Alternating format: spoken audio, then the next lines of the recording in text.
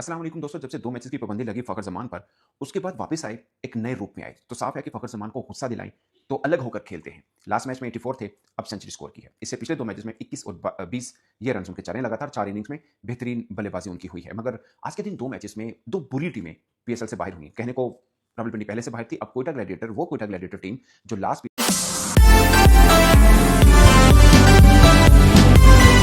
Almost बाहर हो चुकी है। कह सकते हैं 99% बाहर हो चुकी है। आप मैथमेटिकली कह सकते हैं कि एक बिल्कुल थिन चांसेस है कि कराची और हैदराबाद के भी 8-8 पॉइंट हों, वो टीम उससे हारे हो, जो कि ना होने के बराबर है। बट टेक्निकली 99% कोयटा भी बाहर हो चुकी है। मगर आज के दिन ना 2-3 सीख हैं पाकिस्तान क्रिकेट के लिए।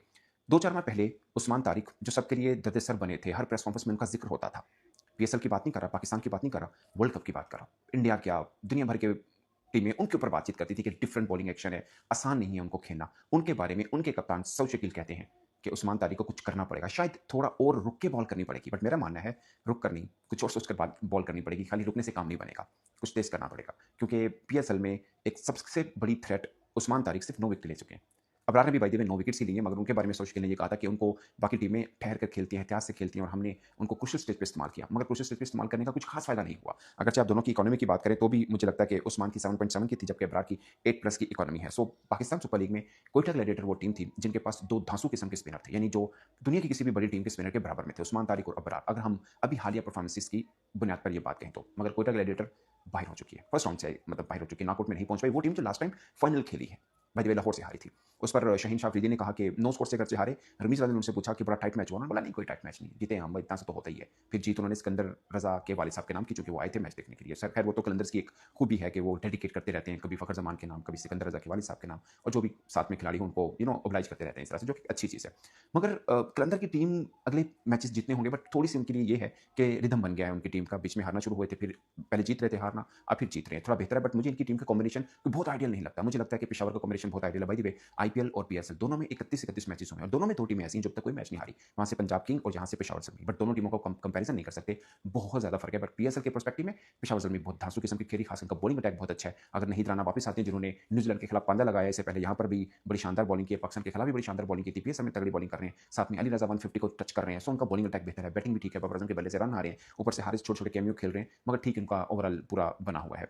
Coastal Mendis highest run scorer है उनकी तरफ से, सो उनका एक अच्छा बना हुआ है। बट अब मुझे लगता है पंजाब टीम के साथ शायद कंपैरिजन नहीं बनता है। बाय द वे वैसे था कि 31-31 मैच दोनों तरफ हो चुके हैं, दोनों में एक-एक टीम ऐसी है जो कोई मैच नहीं हारी। बाय द वे दोनों टीमों का एक-एक मैच वॉश आउट भी हुआ है।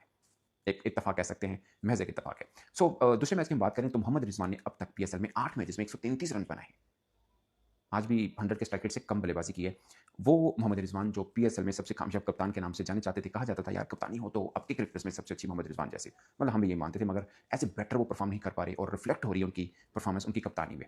मुझे लगता है कि आप उनके टॉप 3 बैटर्स की अगर बात करें, शाहज़ेब खान को दूसरा-तीसरा चांस दिया था, बट शाहज़ेब और सादिक जो कराची से खेलते हैं विकेट बैट्समैन, दोनों के बारे में मेरा ये ख्याल है कि वो वनडे के बेहतरीन बैट्समैन है, मे बी टेस्ट के भी बेहतरीन हो। खैर टेस्ट में सादिक ने तो अपना आप दिखा रखा हुआ है, बट टी20 में शायद उनको थोड़ा अर्ली हम घुसा रहे हैं। अगरचे शाहज़ेब ने अभी नेशनल टी20 हुआ था, उसमें बड़ी ज़बरदस्त बल्लेबाजी की थी, बट मेरा मानना है कि शाहज़ेब और सादिक ये 2 ऐसे खिलाड़ी हैं जो आपके वनडे के वंडरफुल प्लेयर हो सकते हैं, मगर टी20 में शायद उन टाइप की क्रिकेट नहीं है। अगर आप रावलपिंडी को देखें, यासिर खान बेहतर रहा है उनका स्ट्राइक रेट, मगर कोई एक्सक्लूसिव किस्म के बल्लेबाज नहीं है। रिजवान का स्ट्राइक रेट आप सबके सामने है। फिर शाहज़ेब, मुझे लगता है कि इन्होंने शायद अफजल जो लेफ्ट हैंड बैट्समैन थे, जो टेस्ट के अंदर जगह जिनकी बनी, उनको गलत जगह पे इस्तेमाल किया। उनको शायद चौथे पांचवें नंबर की बजाय ऊपर ओपनर वनडाउन के तौर पर इस्तेमाल पहले कर लेना चाहिए था। वो शायद ज़्यादा बेहतर इनकी ऑप्शन होती, बट ओपनर की काफ़ी चेंज होते रहे। कभी यासिर खान आए, कभी अब इन्होंने शाहज़ेब को बारी दे दी है। सेटल नहीं हो पाई टीम, उसकी वजह ये बनी कि 8 लगातार मैच हारे। 2022 में कराची किंग भी 8 मैच हारी हुई है लगातार। बाय द वे आईपीएल में भी एक टीम है मुंबई इंडिया जो 2022 के अंदर लगातार 8 मैच हारी थी स्टार्ट के अंदर। मगर अब मोहम्मद रिजवान की कप्तानी के हवाले से बात करेंगे तो इस सीजन के 8 और लास्ट टाइम के भी मैच खेले तो 17-18 मैचेस बन जाते हैं मोहम्मद रिजवान जो अपनी कप्तानी में पीएसएल के अंदर मैचेस हार चुके हैं। और यही मोहम्मद रिजवान थे जो लगातार जीतते भी आ रहे थे, लाइक फाइनल खेल रहे थे, बार-बार फाइनल खेल रहे थे। सो टाइम बुरा है तो फिर वो चलता ही है। मगर मोहम्मद रिजवान को देखना है को यहाँ से वो कैसे बाहर निकल सकते हैं। भले से रन नहीं आए, ना सिर्फ पीएसएल में, इससे पहले बिग बैश में भी रन नहीं आए। 50 नहीं हुई 2 बड़ी लीग्स के अंदर। ये मुझे लगता है कि वर्स्ट परफॉर्मेंस होगी मोहम्मद रिजवान जब से लाइमलाइट में है, उसके बाद से लेकर अब तक। इससे बुरी परफॉर्मेंस कभी उनकी हुई नहीं। हो सकता है यहाँ से एक अच्छे कल का आगाज़ हो, मगर ये मोहम्मद रिजवान पे है कि उनको कैसे यहाँ से बाहर निकलना है। मैं रमीश राजा का सुन रहा था, वो ये कह रहे थे कि मोहम्मद रिजवान को शायद कप्तानी छोड़ देनी चाहिए और ध्यान रखना चाहिए अपनी बैटिंग के ऊपर। अगर उनकी बैटिंग बेहतर होती है, एज़ ए कीपर बैट्समैन बहुत अच्छा खेलते हैं, तो टीम के बेहतर काम आ सकते हैं। वैसे मैं एक चीज़ बताऊँ, साद मसूद, उनके पिछले 2-3 मैच देखे। लास्ट मैच में उन्होंने 50 किया, शायद 26 बॉल 200 के स्ट्राइक रेट के साथ बल्लेबाजी की, हारिस रऊफ ने उनको बोल्ड मारा था, मगर बहुत शानदार बैटिंग की। आज मैच में बारी नहीं आई उनकी। सो मुझे लगता है कहीं न कहीं रावलपिंडी से गलतियाँ भी हुई हैं, टेक्निकल गलतियाँ हुई हैं, जिसकी वजह से ऐसा नहीं उनकी टीम बुरी है। डेरिल मिचेल उनके पास, सैम वेलिंग उनके पास, रिजवान के खैर रन नहीं आ रहे, बट वो उनके पास, मोहम्मद आमिर उनके पास, बेन सीयर्स बॉलर उनके पास, साद मसूद जैसा ऑलराउंडर। अब साद मसूद को अगर लगातार चांस नहीं देंगे तो कहाँ बनेगा? जो मैंने पहले ज़िक्र किया था अब्दुल्ला फज़ल, उनको नीचे खिला रहे थे, उनको ऊपर खिलाना चाहिए था, बाद में निकाल दिया। मतलब नेशनल टी20 में सबसे अच्छा कोई खिलाड़ी खेल रहा था तो अब्दुल्ला फज़ल था।